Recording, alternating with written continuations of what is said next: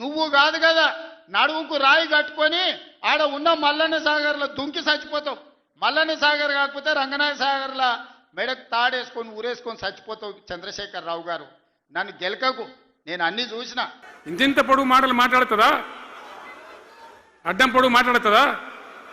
పొద్దున్న లేతే కేసీఆర్ చావాలి, నువ్వు 1000 జన్మలు ఇచ్చినా నేను చావనా కొడుకు అనుకుంటున్నావు.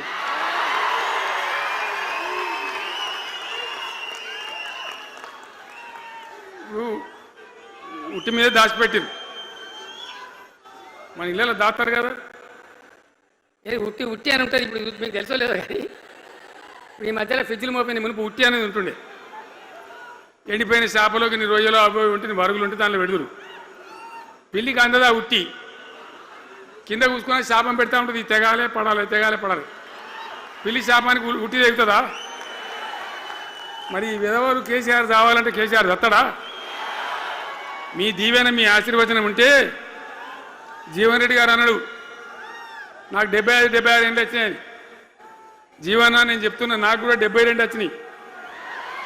నీ వెనకనే నేను కూడా లైన్లోనే ఉన్నా. నేను ఒక్కటే మాట చెప్తున్నా, ఈ మా దేశభక్తి శ్రీనివాసేమో నాకు ఇంత పెద్ద కట్ట రాసి ఇచ్చాడు, నువ్వు మాట్లాడాలి ఇవన్నీ.